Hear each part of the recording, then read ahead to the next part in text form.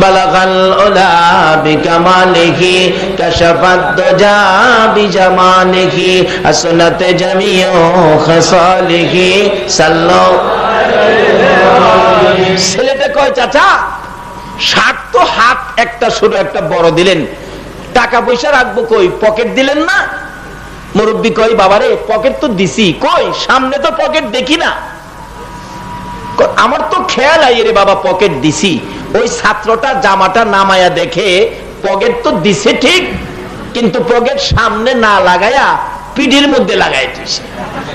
তো যাই হোক, পিঠে হোক আর পেটে হোক পকেট লাগাইছে। তো আমি আপনাদের কাছে প্রশ্ন, যেই কাপড়টা শেষ বিদায়ে পরবেন যেটার নাম হলো কাফন, ওই কাফনটা যেদিন আপনাকে আমাকে পরাবে, বলুন তো পিঠেই হোক আর পেটেই হোক কোন পকেটের ব্যবস্থা কি হবে? 10টা টাকা নেওয়ার মতো কোন পকেটের সিস্টেম কি হবে? একেবারে সোজা 10টা পাই নেওয়ার কোন পকেট। তাই যে দেশে আছি সিস্টেম হলো আসা যায় থাকা রোজগার করে কোটি কোটি টাকার মালিক হওয়া যায়, যাওয়ার সময় 10টা পাই নেওয়া যায়। তাই সে কবরে যাইবার আগে কি করতে হবে আসুন আগে বাড়ি। তাই বলতেছিলাম আমরা যে নবীর উম্মত, আমরা কাজ কাম যা করি জিগাইয়া জিগাইয়া করব। কি বলেন? আমরা যে মরে যাব, আমরা যে দুর্বল করে বানাইলেন, খিদে দুর্বল করে বানাইছেন, জিগান দরকার আছে না? আপনারা জিগাইছি বাঁশের পালা দিছে চটকিরা বলে ফেলছেন। আল্লাহরও আমরা জিগামু, অন্য নবী রাসূলের উম্মতেরা জিগাইতে পারতো না, এদের সাহস নাই, কিন্তু আমরা পারি, দুনিয়াতেও পারবো কবরে গিয়াও পারবো। তাই বলছিলাম গাউসে পাক খবরে গিয়া দুইটারে ধরছে, তারা সালাম কালাম কই কি জিগাইছে? কারণ এই নবীর উম্মতের মধ্যে উত্তম উম্মত হবে কে? যে আগে তারা সালাম কালাম কই। দুই ফেরেশতা কয় হুজুর আমরা তো ফেরেশতা, আমরা তো কোনোদিন সালাম দিছি না। এমনি দৌড়ারে আরো চাপায়া ধরতেছে, তোরা ফেরেশতা, তোরা তো খুঁজদাছি। সুবহানাল্লাহ কইতেন না? বলবেন হুজুর গাউসে পাক ফেরেশতারা কেন খুঁজে? খোঁজার কারণ হইল দুইটারে ধরছে, হুজুর কি লেগে খুঁজতেছেন? কই তোরা বলে আমার বাবা আদি পিতা আদম নবীরে বানানোর সময় তোরা বলে নিষেধ দিসলি। সুবহানাল্লাহ কইতেন না? কই আদি পিতা আদম নবী, এরপরও খবর কয়ে লাইছে গাউসে পাক। আল্লাহু আকবার বলো। এবার গাউসে পাক বলতেছেন তোরা ছাড়মু না, তোরা বলে আদি পিতা আদম নবীরে বানানোর সময় নিষেধ দিসলি। দুই ফেরেশতা একজন আরেকজনের দিকে চায়, কিরে গাউসে পাক জানে কেমনে? আচ্ছা এই নবীর উম্মত সব খবর জানেনি, আমরাও জানি কি কোন জানি না? ফেরেশতারা কইছেন খোদা গো এই জাতি কেন বানাইতেন, আমরাই তো আপনারে ডাহি। আল্লাহ কি জবাব দিছিল? কোরআন শরীফ ক্বালা ইন্নী আলামু মা লা তাআলামুন। এটা আমরা কি জানি না? দুই ফেরেশতা কই কি বিপদে পড়লাম, একটা ডাহে গাউসে পাক ছাইরে দিন, ছাইরে দিন আমরা জায়গা। কয় না ছাড়তাম না। কই তাহলে একজন রে ছাড়েন, আমরা পেশ বাইঙ্গে আই মালিকের কাছ থেকে। কয় না ছাড়লে আইতি না। কয় না আই ফরুম, আমি না আইলে হেডারে মেইরেলেন। একটা কয় খুদা গো কি পেছো বললাম, দর্শে ছাড়ে না। আল্লাহ কয় হগল জাগাত মাতবুরি করিস না।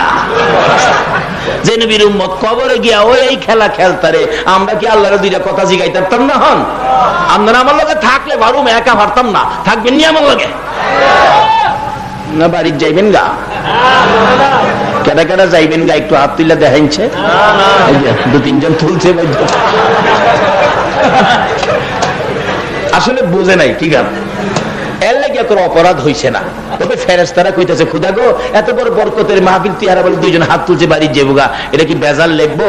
আল্লাহ কয় চুপ, কি এর বেজাল লিখতি, বন্ধ কর বন্ধ কর। এই নবীর উম্মত দুই চারটে বেজাল করলে এটা সাইরা দিবেন। বাস্তবে আসুন, একটা দুলা জামাই আপনাদের এলাকায় যদি আসে, সাথে মেহমান আছে 500, আচ্ছা 500 মেহমানের মধ্যে একটা মেহমান যদি দুইটা গ্লাস বাইঙ্গেলা, এরকম হয় না অনেক সময়, দুইটা গ্লাস বাইঙ্গেলাইছে, মেয়ের পক্ষের লোকেরা কয় মেয়ের বাবারে চাচা এই পোলাপান গরম আইসাই 2 গ্লাস বাইঙ্গেলাইছে, এখানে কি সাইদারি করবো, আমরা সাইদারি করি এখানে খাওয়াবো না, রাগ উইটা দেবো আমরা। মেয়ের বাবা কথা এক কথা কইস না, এরা কার সাথে আইছে জানস? দুলার সাথে আইছে, 2 গ্লাস ভাঙছে, আমি দরকার হয় 4টা কিনা দিমু ডেকোরেটর রে, 4টা কিনা দিমু, কথা কইস না। আরে একটা জামাই তার সাথে 500 মেহমান আসে, এক জামাইয়ের উসিলায় একটু আয়োজন হয়েছে। একটা সাধারণ জামাইয়ের উসিলায় একটু আয়োজন, 2টা গ্লাস বাংলে মেয়ের বাবা যদি 5টা গ্লাস কিনা দিতে রাজি হয়, যে নবীর উসিলায় কুল কায়নাত বানাইছে, এই নবীর উম্মত একটু ভুল করলে আমার আল্লাহ কি সাইরা দিতে পারে না? নারে তাকবীর, নারে রিসালাত, নারে গাউসিয়া। আসুন বাবারা, ভাইরা, আগে বাড়ি, মরতে যে হবে এটা নিশ্চিত। আল্লাহ কয় কি ইস্যুতে তোরারে আটকাইছে? আচ্ছা, আল্লাহ জানে না? ফেরেশতারা কয় কোথা গো? আগে বলে সালাম দিছিলাম না, সালাম দিবার লাগিয়া। আল্লাহ কত ঠিক হইতো, আমার নবীর উত্তম আদর্শ আগে কি করা। তাই হযরত আলী রাদিয়াল্লাহু তাআলা বলেন, এই বাগানের এই আসনটা কে পাবে? ফেরেশতা কয় যে আগে সালাম দেয় সে পাবে। সকালবেলা ঘুম থেকে উঠে আবু বকরের সাথে দেখা হযরত আলী রাদিয়াল্লাহু তাআলা। অন্যদিন হযরত আলী আবু বকরকে সালাম দিয়ে দিতেন, কিন্তু আজকে আবু বকরকে সালাম দিলেন না হযরত আলী। আবু বকর সালাম দিয়ে বললেন, হাই হাই, আলী কি সালামের কথা ভুলে গেল নাকি সালাম মদিনা থেকে উঠে গেল? নবীজির কাছে গিয়ে বললেন, ইয়া রাসূলুল্লাহ, একটা কথা বলতে আসছি। কি কথা? মনে বড় ব্যথা পাইতেছে হুজুর। কি ব্যাপার? হযরত আলী আমাকে প্রত্যেকদিন আগে সালাম দিয়ে দিতেন, কিন্তু আজকে যে আলী আমাকে সালাম দিল না, সালামের ব্যাপারে কি আলী গাফেল হয়ে গেল নাকি সালাম মদিনা থেকে বিদায় হয়ে গেল? এমনি দেখে হযরত আলী আসতেছে। রাসূল ডাক দিলেন, আলী এদিকে আসো। হুজুর কেন ডাকছেন? কি ব্যাপার? তুমি প্রত্যেকদিন সালাম দিতে, আবু বকরকে আজকে সালাম দিলে না কেন? হযরত আলী বলেন, হুজুর আমি আজকে রাতে স্বপ্নে দেখছি আপনার উম্মতের মধ্যে যে আগে সালাম দেয় একটা বেহেশতের বাগান সহ একটা স্বর্ণের সম্মানী আসন পাবে। আচ্ছা, ইচ্ছে করলে হযরত আলী আগে সালাম দিয়া এই আসনের মালিক হইতে পারতো না? কিন্তু আলী বলেন, ইয়া রাসূলুল্লাহ, আমি সালাম আগে দিলেই তো আমি মালিক হয়ে যাইতাম, কিন্তু আমি আগে না দিয়া আমার ভাই আবু বকরের মুখ থেকে আগে সালামটা বাহির করাইলাম। এই জন্য ইসলামের জন্য আমার চাইতে বেশি কষ্ট করেছে হযরত আবু বকর।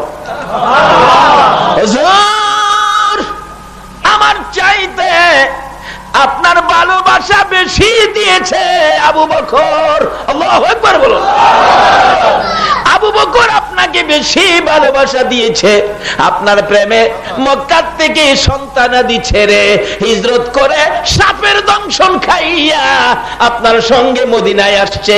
আল্লাহর নবী গো, আবু বকর আপনাকে বেশি ভালোবাসা দেওয়ার কারণে আমি ভাবলাম আমি জান্নাতের মালিক না হইয়া হযরতে আবু বকরের মুখ থেকে আগে সালাম বাহির করে ওই জান্নাতের মালিক আমি আবু বকরকে বানাইয়া দিলাম। খেজুর পাতার চাটাই পরনে লাগাইয়া আমি পরনের কাপড় খুলতেছি, নবীর রুমালে দান করে দিব। আবু বকর 2টা চোখের পানি ছেড়ে দিলেন। রে বিবি, তোমার কি মন চায় পরনের কাপড় খুলে আমার নবীর দেওয়ার জন্য? আবু বকরের বিবি একটা চিৎকার মারছে, স্বামী গো, শুধু পরনের কাপড় নয় গো স্বামী, আমার দি মন চায় কলিজাটা খুইলা নবীর রুমালে দিতে। আমার আল্লাহ বলেন, রে ফেরেশতারা শুন, আমার বন্ধুর জন্য আবু বকরের বিবি কত পাগল হয়ে গেছে। এবার পরনের কাপড় খুলে দিলে গাটুরি বানাইয়া আবু বকর ঘরে যা ছিল কিছুই নাই, সব নিয়ে আমার নবীর সামনে হাজির। আমার নবী বলেন, আবু বকর কি আনছো? আমার আবু বকর কি আনছো? আবু বকর বলেন, হুজুর ঘরে যা ছিল সব নিয়ে আসছি, কিছুই রাখো নাই। আবু বকর বলেন, আল্লাহর নবী গো, রাখছি গো, আল্লাহ আর আল্লাহর রাসূলকে ঘরে রাইখা আমি সব বিলীন করে দিয়েছি। নবী বলেন, আবু বকর এই পুরান কাপড়। এমনি জিবরাইল খেজুর পাতার পোশাক পরে নবীর সামনে হাজির। ইয়া রাসূলুল্লাহ, আল্লাহর সালাম গ্রহণ করুন। আমি জিবরাইলের সালাম গ্রহণ করুন। রাসূল বলে, রে সালাম যে গ্রহণ করব, তোমার বেহেশতি পোশাক কোথায়? তুমি কি খেজুর পাতার পোশাক পরছো? জিবরাইল বলেন, হুজুর শুধু আমি না, আরশ বহনকারী ফেরেশতা সহ জান্নাতের হুরিরা সহ আজকে খেজুর পাতার পোশাক। ইয়া রাসূলুল্লাহ, এই যে পুরান কাপড় দেখতেছেন, আবু বকরের বিবি আপনি নবীর ভালোবাসায় খেজুর পাতার পোশাক পরনে লাগাইয়া পরনের কাপড়টা খুলে আপনার জন্য দান করে দিয়েছে।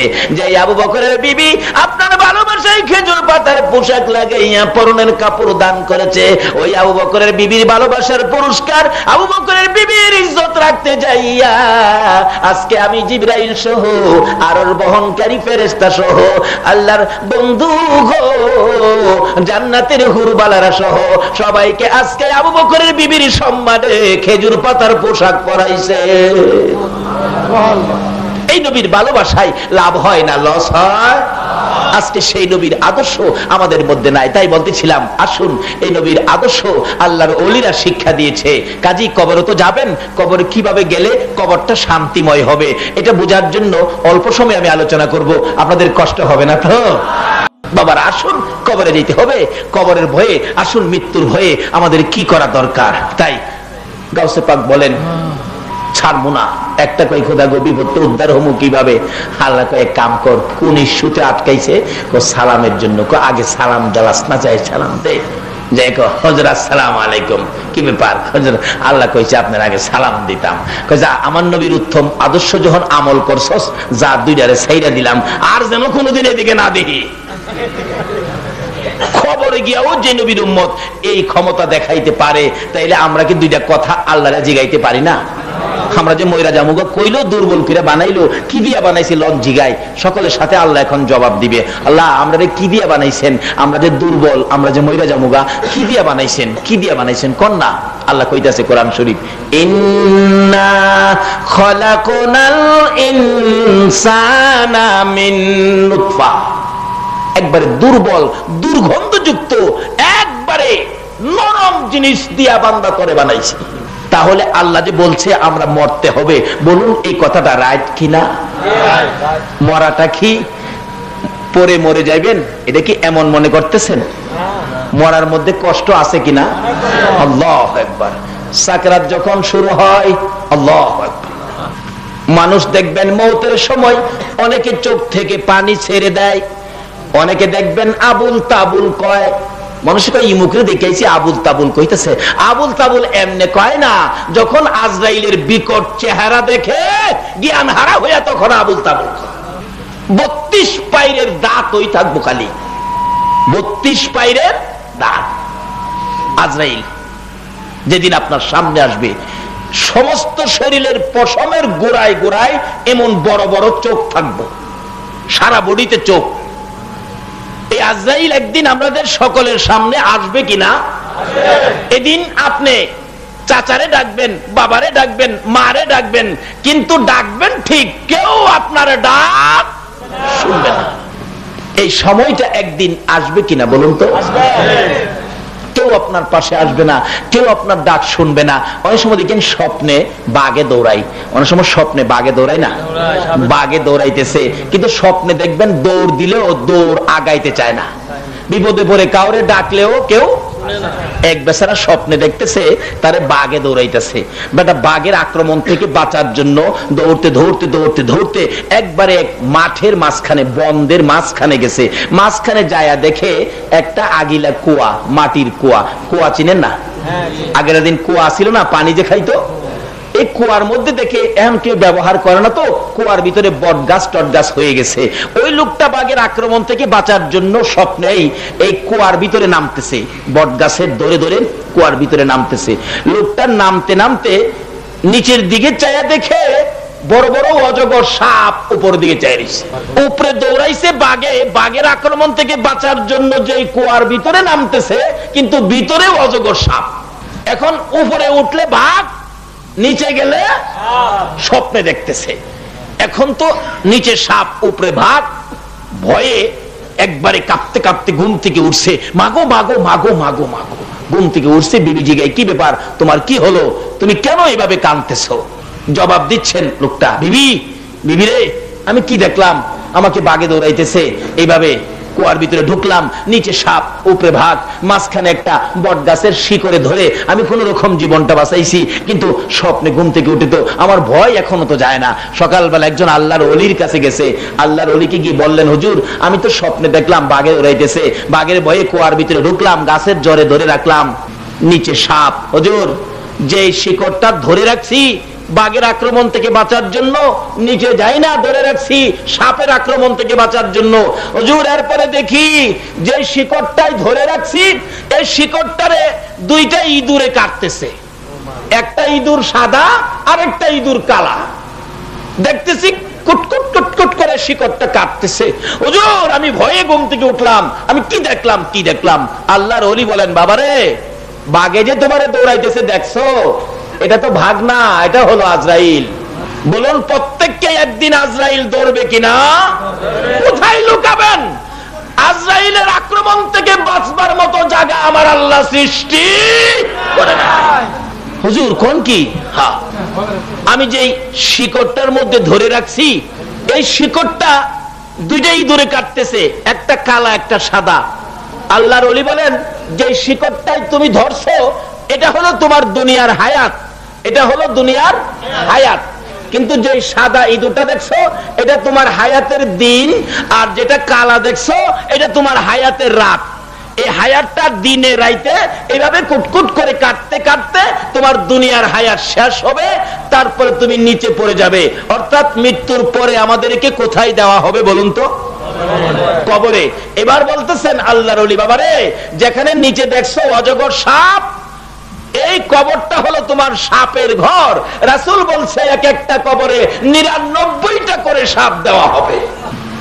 বাবারা ভাইয়েরা, জীবনে মানুষ বিদেশ যায়, বিদেশ যাওয়ার আগে খোঁজ খবর নেয়, যাবো যে কুয়েত, যাবো যে দুবাই, অবস্থা কেমন, লোকজন আছে কিনা আমাদের এলাকায়, পরিবেশ ভালো কিনা, বেতন কেমন, খাওয়া দাওয়া কেমন, আবহাওয়া কেমন, এরকম জয় জিজ্ঞাসা করি। আমরা যে এই সুখে শান্তির বাড়িঘর ছেড়ে, ৫ তলা ৭ তলা বিল্ডিং ছেড়ে আমরা যে সাদা কাফন পরে কবরে যাব, বলুন তো কবরটা কেমন? কেউ কি কোনোদিন কাউরে জিজ্ঞাইছে? কেউ তো জিজ্ঞান নাই। অথচ এই কবরে প্রত্যেকের যাইতে হবে কিনা? তো জিজ্ঞানলে তো না। রাসূল কি বলে? এক একটা কবরে ৯৯টা করে সাপ। হাইরে কবরে চিন্তা করলেন না, এটা বাস্তব ঘটনা। ৯১ সনের একটা বাস্তব ঘটনা। আমাদের পার্শ্ববর্তী রাষ্ট্র মুসলমান রাষ্ট্র পাকিস্তান, যার মধ্যে একটা বড় কবরস্থান রাওয়ালপিন্ডিতে পীর দোহা কবরস্থান। যেমন আমাদের ঢাকা শহরে সবচেয়ে বড় একটা কবরস্থান আছে, বলুন এই কবরস্থানটার নাম কি? আজিমপুর কবরস্থান। আজিমপুর সবচেয়ে বড়। এরকম রাওয়ালপিন্ডিতে একটা কবরস্থান আছে, যেটা পীর দোহা কবরস্থান। ওই কবরস্থানে একটা যুবক ছেলে মারা গেলে ৯১ সনে মাসিক পত্রিকায় পেয়েছি খবরটা, তাকে জানাজা শেষ করে কবরে নিয়ে গেলেন, কবরের কুড়ার কাজ শেষ, কিন্তু লাশটা নিয়ে কবরের পাশে যাইয়া দেখে কবরটা বন্ধ হয়ে গেছে। অর্থাৎ কবরে বুঝাইতেছে তোর মতো পাপীকে আমি রাখবো না। ইমাম সাহেব ছিলেন আল্লাহর ওলি মানুষ, উনি বলেন তোমরা কি কবর কুরো নাই? হুজুর কবর তো করছি। কই কবর? হুজুর কবরটা বন্ধ হয়ে গেছে। হায় হায়, বাবা যুবক সাবধান হও, আরেকটা কবর কুরো। আরেকটা কবর কুরা হলো, হাজার হাজার মানুষের সামনে কবরটা বন্ধ হয়ে গেছে। আল্লাহর ওলি বলেন বাবারে আরেকটা কবর কুরো, ৩টা পর্যন্ত দেখি। ৩ নাম্বার কবর কুরা হলে কবরটা আর বন্ধ হলো না। আল্লাহর ওলি বলেন লাশটা আইনা দাও, ২জন লোক কবরে নামো। ২জন কবরে নামছে, লাশটা নিয়ে আসো। কবর থেকে ২টা লোক ডাকতেছে, হুজুর লাশটা কবরে দিবার আগে আপনি একটু আইসা দেখেন না কবরের অবস্থাটা কি। আল্লাহর ওলি বলেন আমি কবরের পাশে যাইয়া দেখি কবরের ভিতরে ১.৫-২ হাত লম্বা লম্বা, মানুষের চোখের মতো চোখ, ১.৫-২ হাত লম্বা কালো রঙের বিচ্ছু কবরটা ভরে গেছে। বলুন এই কবরে আমাদের প্রত্যেকের যাইতে হবে কিনা? কিন্তু এই কবরে সাপ বিচ্ছুর থেকে বাঁচার জন্য জীবনে কয়টা কাজ করেছেন? আল্লাহর ওলি বলেন বাবা এই কবরই তাকে দিতে হবে, যেহেতু ২টা কবর তার রাখতে অস্বীকৃতি জানাইছে। এবার লাশটা কবরে দিলে লোক ২টা উঠার আগে আগেই বিচ্ছুগুলো তার হাড্ডিগুলি টাইনা টাইনা খুলতেছে। এই কবরে অনেকের মা অনেকের বাবা আছে কিনা বলুন তো? আজকে এই মা বাবার জন্য আমরা দোয়া করা দরকার আছে না? আসুন দোয়া না করে কেউ যাবেন না, কারণ মা বাবা তো কবর থেকে ডাকতেছে তু তাওয়াঙ্গার গার সুদি আজ মালে মা তো চারা গাফেল সুদি আজ হালে মা। বাবারে আসুন, মৃত্যুর যন্ত্রণা এমন কি কবরের আযাব, এই দুইটার থেকে আমরা কিভাবে বাঁচতে পারি সেজন্য আসুন আলোচনায়। মৃত্যুর যন্ত্রণা যে কত হবে, আল্লাহু আকবার। হযরত ইদ্রিস আলাইহিস সালাতু সালাম আল্লাহকে বলেছিলেন, আল্লাহ গো, মৃত্যুর বলে খুব যন্ত্রণা কষ্ট হবে, একবার যদি আমি মইরা দেখতাম। ইদ্রিস নবী, আল্লাহ কয় আজরাইল হ্যাঁ লয়া। আজরাইল এর সামনে খাড়াইছে, দেখেই তো চোখ মুখ লিলিয়ে গেছে, নবী হইয়াও খাতির নাই, একটু যন্ত্রণা দিছে। কেমন যন্ত্রণা? আল্লাহু আকবার। মৌতের ঘটনা। একটা রগে রগে একটা ঘাস আছে উফুত ল্যাংড়া, যেটা উল্টা ফুল হয়। দেখেন অনেক সময় মুরগ জব করলে মহিলারা মুরগের গলার হাড্ডির ভিতর থেকে জারু শলা দিয়া গাইয়া সাদা একটা রগ বাইর করে। মৌতের কষ্ট যে কত! আজরাইল দেখলেই রুহুটা এদিক সেদিক ছুটাছুটি করতে থাকে আজরাইলের আক্রমণ থেকে বাঁচার জন্য। কত যে কষ্ট! আজরাইল তো টের পায় না। যেদিন সমস্ত পৃথিবী ধ্বংস হয়ে যাবে, আল্লাহ পাক নির্দেশ দিবেন, আজরাইল এবার তোমার রূহ তুমি কবজ করো, খানদান করো। আজরাইল বলবেন, প্রভু গো, আর তো কেউ নাই, আমারটা খানদান না করলে হবে না। আল্লাহ একটা ধমক দিবেন, সকল প্রাণী মৃত্যুর করে ঢলে পড়বে, আমার কোরআন মিথ্যা হবে, নবীর হাদিস মিথ্যা হবে, তাড়াতাড়ি তোমার রূহ তুমি বাড়ি করো। তখন আল্লাহ নির্দেশে ধমকে আজরাইল নিজের পায়ের আঙ্গুলি থেকে চিপ শুরু করবেন, একটা চিপ দিবেন, রুহুটা 2 আঙ্গুল বাহির হয়ে আসবে। এই কষ্টে আজরাইল এমন চিল্লানি চিল্লাবেন, কিতাব লেখে যদি ওই সময় আকাশ জমিন থাকতো, আজরাইল নিজের রুহু বাহির করার কষ্টে চিল্লানির আওয়াজে আকাশ ভাঙা জমিনে পড়তো, জমিন ফাইটা আকাশে উঠতো। নিজের রুহু বাহির করতে এত কষ্ট, আর আমরাটা যে বাহির করবে কত কষ্ট হবে। এই কষ্ট বোঝানোর জন্য আমার নবী যেদিন এই জমিন থেকে বিদায় হয়ে যাবে, দরজায় দাঁড়াইলেন, দরজার মধ্যে আজরাইল ডাকতেছেন, দরজা খুলো। আমার নবী বলেন, ফাতেমা রে, দরজা খুলে দাও। খাতুনে জান্নাত ফাতেমাতুজ জাহরা বলেন, আমি দরজার কিনারে যাইয়া দেখি এমন একটা লোক দাঁড়াইছে যার মাথাটা আকাশে, পাও 2টা জমিনে। নবীর কাছে যদি এই সুরতে আজরাইল যায়, বলুন আমাদের কাছে কোন সুরতে আসবে? ফাতেমা বলেন, বাবা গো, এমন একটা লোক মাথা আকাশে পাও জমিনে, আমি দেখলে ভয় পাই, আমি দরজা খুলবো না। আমার নবী চোখের পানি ছেড়ে দিলেন, ও ফাতেমা, দরজা খুলে দাও গো, ইনি হলেন মালাকুল মউত আজরাইল। কিছুক্ষণের মধ্যে তুমি ফাতেমাকে ইতিম বানাইবো। বাবা গো, আমার ভয় লাগে, মারে ভয় লাগলো, আসবে। আমার নবীর পাশে বসলেন আজরাইল। ইয়া রাসূলুল্লাহ, আল্লাহ বলছে আপনি যদি অনুমতি দেন আমি জান খানদান করব, কিন্তু নবীর জান খানদান আমাদের মতো কি? আমাদের মতো। আমার নবী যেদিন দুনিয়া থেকে বিদায়, ওমর শুনেছে নবী নাকি দুনিয়া থেকে বিদায় হয়ে গেছে। ওমর তরবারিটা লইয়া দৌড় মারছে। কে বলে রে আমার নবী বিদায় হয়েছে? আমার নবী বিদায় হলে আমি ওমর থাকতে পারবো না। কোথায় আমার নবী, আমারে দেখতে দাও। দৌড়ায় গেছে, যে দেখি নবী চাদর মাথায় দিয়ে শুয়ে আছেন, শেষ বিদায়। এমনি সময় উমর বলেন, আমি মাথার দিকের চাদর খানি আদবের সহিত মুখ পর্যন্ত বাহির করলাম।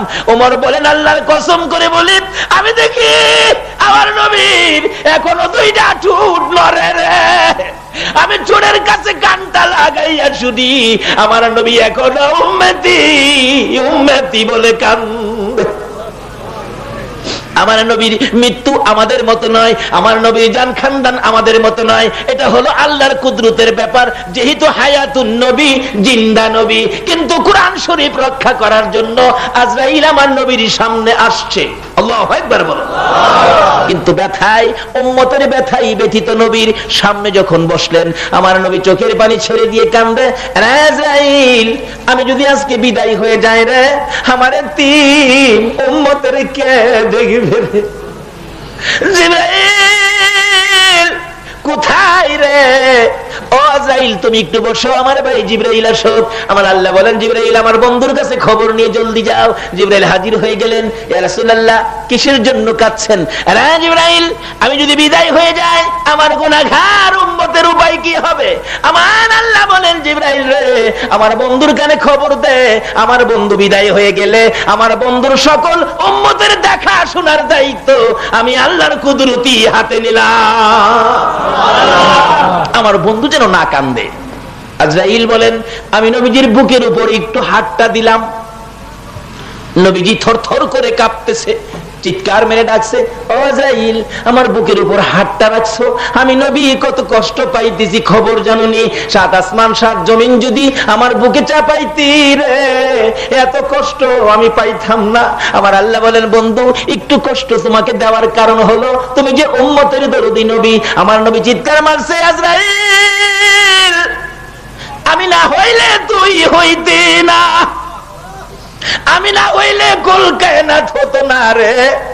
আমার বুকের উপর হাত দিছো, আমি এত কষ্ট পাইতেছি রে আজরাইল, না জানি আমার গুনাহগার উম্মতের কত কষ্ট দেস রে আজরাইল।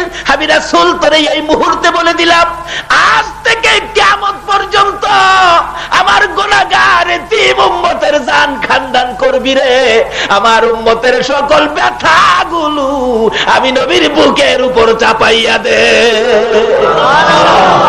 আমার আল্লাহ বলেন, বন্ধু দিতে হবে না, চাপাইতে হবে না, এই দরখাস্তটা করার জন্য একটু ব্যথা তোমাকে দিলাম। এবার আজরাইল বলেন, ইয়া রাসূলুল্লাহ, আমি কথা দিলাম আপনার উম্মত যারা হবে, আপনার আশিক যারা হবে, আপনার পাগল যারা হবে, আপনার কথা যারা মানবে, আপনার তরিকায় যারা চলবে, ওই আপনার উম্মতের জন্য আমি তো জান খানদান করার ব্যথা দিব না। নবী গো, আপনার সাথে ওয়াদা দিলাম, আপনার উম্মত যারা হবে গো, আপনার উম্মতের জান আমি এমন ভাবে খানদান করব, ছোট ছোট বাচ্চারা যেমন মার স্তনের দুধ খাইতে খাইতে ঘুমিয়ে যায়, কোনো খবর পায় না, ঠিক এইভাবে আমি আজরাইল আপনার উম্মতের জান খানদান করব। যেমনি ভাবে মার স্তনের দুধ খাইতে খাইতে বাচ্চাগুলো ঘুমিয়ে যায়, কোনো খবর পায় না, এমনি ভাবে আপনার উম্মতের জান নিয়ে আসবো, তারা কোনো খবর পাবে না। তাইলে মৌতের কষ্ট থেকে বাঁচতে গেলে আমরা কার উম্মত হইতে হবে? রাসূলের উম্মত হইতে গেলে নামাজ লাগবে কিনা? সুদ ছাড়তে হবে কিনা? ঘুষ ছাড়তে হবে কিনা? মাফে কম দেওয়া বন্ধ করতে হবে কিনা? বাপ মার সাথে ভালো ব্যবহার করতে হবে কিনা? আর একটা চরিত্র আছে আমাদের, এই তো সামনে নির্বাচন আইতাছে, সারাদিন করবে ছাত্রী ছাত্রী ছাত্রী, ইলেকশনের 2 দিন আগে কয় হারিকেন হারিকেন। আসানায় চরিত্র হবে, কি কষ্ট। আজরাইল এসে আপনার রগে রগে একটা করে কাঁটার তার ঢুকাবে, সমস্ত রগের ভিতরে তার ঢুকাইয়া মাথার কাছে আইনা একটা টান দিবে, রগগুলি ফটার ফট করে ছিটতে থাকবে। এমন সময় দেখবেন কোন কোন ব্যক্তি প্রস্রাব করে দেয়, কোন কোন ব্যক্তি দেখবেন পায়খানাও করে দেয়। বলুন, এই বিপদের ঘাটি আমাদের সামনে আছে কিনা? কাজে এই বিপদ থেকে যদি বাঁচতে চান তাহলে আখিরি নবীর উম্মত হয়ে যান। তাহলে কবরে যাবেন, কবরেও কোনো আযাব হবে না, সাপ বিচ্ছু আসবে না। কিভাবে? বাস্তবে আসুন, একটা লোক মারা গেলে কবরে যাবেন, নবীর উম্মত, আপনার খবরই নাই। মার স্তনের দুধ খায় আর ছোট বাচ্চাটা ঘুমাইছে, মা রান্না করেছিল, ঘুমাইয়ে গেছে, মা রান্নার তাড়নায় বাচ্চাটারে রান্নাঘরের কিনারেই শোয়াইছে। দেখবেন দাদি আইসা কয়, বৌমা আমার নাতিরে রান্না করে শোয়াইছ? দাদি দেখবেন ঘুমন্ত অবস্থায় বাচ্চাটারে কুলে নিয়া পাশের রুমে শোয়াইছে। ফুফু আম্মা আইসা কয়, মা আমার ভাই পুতেরে এই এখানে শোয়াইছ, রান্নাঘরের তাপ লাগবে না, এখান থেকে নিয়ে আবার ভালো রুমের মধ্যে নিয়ে শোয়া প্যান ছাইরা দিছে। এই যে 3 জায়গায় বদলি হইল, বাচ্চার গেলাম কোনো খবর নাই।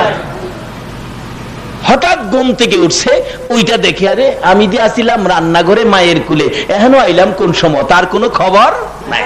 ঠিক এমনি করে নবীর উম্মত হইলে আজরাইল বলছে, মার স্তনের দুধ খাইতে খাইতে বাচ্চা যেমন ঘুমায়, এমনি করে নবী গো আপনার উম্মত ঘুমিয়ে যাবে, কোনো কষ্ট হবে না। এবার ঘুমিয়ে গেছে, আজরাইল রূহ নিয়ে গেছে। আপনি তো মার স্তনের দুধ খাইতে খাইতে বাচ্চা যেমনি ঘুমায় আপনি এমনি ঘুমিয়ে পড়ছেন, আপনার তো খবর নাই। কিন্তু আপনারা যে বাহির করে গোসল করাইছে আপনার খবর নাই, কাফন পরাইছে আপনার খবর নাই, জানাজা পড়ছে আপনার খবর নাই, কবরে দিয়া আয়সা পড়ছে আপনার খবর নাই। যখন মুলকিন নকির আয়সা আপনাকে ডাকছে ওঠো, আপনি উঠেই চোখ বগাইবেন, চোখ ঘুরাইবেন, হাই হাই কই আসিলাম, কোথায় আসলাম। দুই ফেরেশতা আপনাকে কিছু বলতে চাবে, এমনি সময় আপনি বলবেন ভাই আপনাদের কিছু চিনি না, আপনারা অচিনা লাগে, আমি কই আসলাম, কই আসলাম, কই ছিলাম, আমি কই আসলাম বলতেও পারি না, আপনাদের অচিনা লাগে। মুলকিন নকিরে কেউ দেখছেন নাকি? একবারই দেখা হবে কবরে। তাহলে চিনা না অচিনা? অচেনা। হ্যাঁ, তোমাদের সাথে আমার পরিচয় নাই, তোমরা মনে হয় কিছু কথা বলবা। হ্যাঁ, আমরা কথা বলবো। ভাই অনুরোধ, কথাটা পরে বলো। আসরের নামাজের সময় যাইতেছে গা, কবরে দেখবেন এই সময়টা দিনের 10টাই মাটি দেখ, রাত্রের 10টাই মাটি দেখ। কবরে যখন মুলকিন নকির প্রশ্ন করার জন্য আপনাকে বসাবে, আপনি দেখবেন ওই সময়টা আসরের সময় যাইতেছে, মাগরিবের সময় আইসা গেছে। ওই লোকটা বলবে আখিরি নবীর উম্মত। বলুন, আখিরি নবীর উম্মত হইতে গেলে নামাজ লাগে কিনা? গাউসে পাকের জীবনে নামাজ আসিল কিনা? গাউসে পাকের মা বাবা পর্যন্ত নামাজ পড়ছে কিনা? লোকটা বলবেন ভাই আসরের সময়টা যাইতেছে গা, কথাটা পরে বললেন আমারে এক বদনা পানি দেন, আমি উজু করে নামাজটা পড়ি। তখন একজন আরেকজনকে বলবে কি কয় রে, কই আইছে খবর নাই বুঝি। এই নবীর উম্মত হইলে কোনো খবর, বাচ্চা যেমন রান্না করতে হেই রুমে, হেই রুমতে হেই রুমে খবর নাই, ঠিক এরকম ঘুমিয়ে থাকবেন। আমার এক বন্ধা পানি ব্যবস্থা করতে নামাজটা পড়ি। একজন জিগাইবো আপনি এখন কই আছেন জানেন? কই না আমি তো বলতে পারতেছি না, কিন্তু জায়গাটা নতুন নতুন লাগতেছে, আপনারও নতুন মনে হইতেছে, আমি বুঝতে পারতেছি না আমি কই আসলাম। তখন সেইজন বলবেন হে আল্লাহর নবীর উম্মত, ও নবীর আদরের উম্মত, তুমি তো এখন কবরে আইসা পড়ছো। এমনি চোখের পানি ছেড়ে দিবে। বলো কি আমার সন্তানাদি ফেলে আমি কবরে আসছি, আমার বাড়িঘর ফেলে কবরে আসছি? আমি তো বলতেও পারি না। বলো এখন কি প্রশ্ন করবে আর কি জবাব দিতে হবে, বলো বলো বলো। তখন আল্লাহ বলবেন ও ফেরেশতারা, আমার এই বান্দারে আর কি জিগাইবে? আমার বান্দা যে আখিরি নবীর উম্মত এটা পরিচয় দিছে। কোন কিতাবে লেখে প্রশ্ন 3টা, কোন কিতাবে লেখে প্রশ্ন 2টা, কোন কিতাবে লেখে প্রশ্ন 1টা। খালি জিজ্ঞাসা করা হবে তোমরা কি এই নবীরে চিনো? যদি খালি বলতে পারে ইনি আমাদের নবী, উম্মতের কান্ডারি নবী, আল্লাহ বলবেন আর প্রশ্নের দরকার নাই, এই কবরটাকে জান্নাতের বিছানা বিছায়া দাও। আল্লাহু আকবার।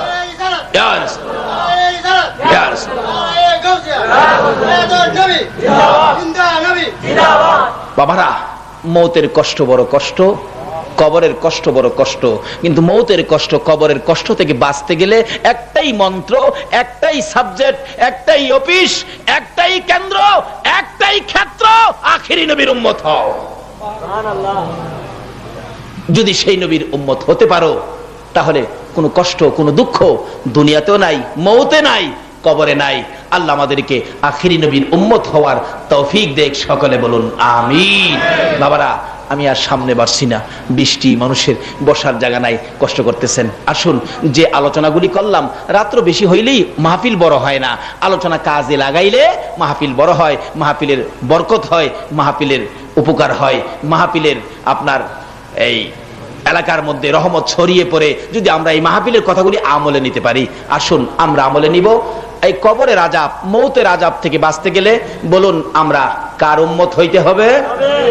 যে নবী আমাদেরকে বারবার বলে গেছেন কাফা বিল মাউতি ওয়াইজান, ও আমার উম্মতেরা ওয়াজ বেশি লাগে না, তোমরা মৌতের কথাটা স্মরণ রাখো, মৌতের কথা স্মরণ রাখাটাই যথেষ্ট ওয়াজ। কাজে আসুন, মরতে হবে, মৌতের কষ্ট থেকে বাঁচতে গেলে, কবরের আযাব থেকে বাঁচতে গেলে আমরা আখিরি নবীর উম্মত হই। আখিরি নবীর উম্মত হওয়ার অর্থই হবে 5 ওয়াক্ত নামাজ পড়া, সুদ ছাড়া, ঘুষ ছাড়া, মা বাবার খেদমত করা। আল্লাহুম্মা সাল্লি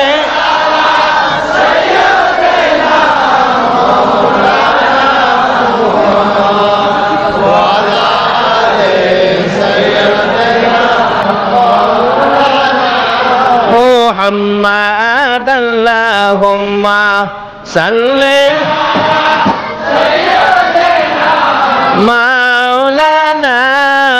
محمد وعلى آل سيدنا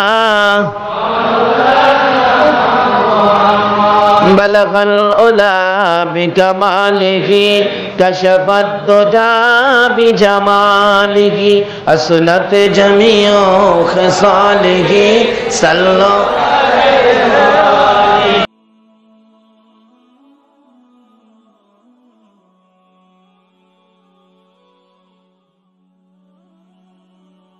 أغفر الله ربي من كل ذنب وأتوب إليه لا حول ولا قوة إلا بالله العلي العظيم أستغفر الله ربي من كل ذنب وأتوب إليه لا حول ولا قوة إلا بالله العلي العظيم اللهم آمين ربنا ظلمنا أنفسنا وإن لم تغفر لنا وترحمنا لنكونن من الخاسرين رب ارحمهما كما ربياني صغيرا আমরা আখিরি নবীর উম্মত জীবনের গুনাহ লইয়া তোমার মায়ার কোর্টে হাত বাড়াইছি গো আল্লাহ আমিন মাবুদ আজকের মাহফিলে আমরা যারা হাত বাড়াইছি আমরা তুমি খালি ফিরাইও না গো আল্লাহ আমরা তো খালি হাত বাড়াই নাই তুমি যার উপর দুরূদ সালাম পাঠ করো ফেরেশতারা করে ইমানদারদেরকে ডাকো তোমার পছন্দের ইমানদার লইয়া গো দুরূদ সালাম মদিনা পাঠাইছি রে আল্লাহ আমাদের দুরূদ সালাম গুলো পাখির মতো উড়াইয়া উড়াইয়া দয়ার নবী মায়ার নবীর কদম মোবারকে পৌঁছাইয়া দাও ইয়া আল্লাহ দুরূদ সালাম উসিলা করে নবীর মেরাজ উসিলা করে আজকের মাহফিল উসিলা করে তোমার নামের জিকির উসিলা করে আমরা যারা হাত বাড়াইছি মেয়ে বুঝি না পুরুষ বুঝি না নেককার বুঝি না গুনাহগার বুঝি না যুবক বুঝি না বুড়া বুঝি না আজকের জন্য নামাজি বুঝি না বেনামাজি বুঝি না আমাকে সহ সকলের জানা অজানা সবগুলো গুনাহ তুমি মাফ করে দাও আমরা গুনাহগার গো আমরা গুনাহগার আল্লাহ আমরা গুনাহগার তুমি গাফফার আমরা গুনাহ করি তুমি মাফ করো আমরা যদি গুনাহ না করতাম গো তুমি গাফফার নাম দিয়া কি করতা গো আল্লাহ আমরা গুনাহগার বলে ফিরাইয়া দিও না তারাইয়া দিও না আজকের মাহফিলের খাতিরে নবীর মেরাজের উসিলাতে আমাদের জানা অজানা সবগুলো গুনাহ তুমি মাফ করে দাও আল্লাহর একটা দরখাস্ত করি তুমি রাগ হইও না তুমি যদি রাগ হও আমরার মনের দুঃখ কার কাছে কোমরে আল্লাহ আমি জানি না হাজার হাজার মানুষ হাত বাড়াইছে কার জানি মনে ব্যথা রে দরদি মা নাই রে আল্লাহ কার জানি বাবা নাই ও বাবার বাবিরা হে মা বাবার বাবি যার চোখে পানি গো আল্লাহ এই চোখের পানি দেখে তোমার কি মায়া লাগে না তোমার কি দয়া লাগে না রে আল্লাহ আজকের এই মাহফিলে মা বাবা হারা যারা হাত বাড়াইছে এই মুহূর্তে ওই সকল মা বাবার কবর জান্নাতের বাগান বানায়া দাও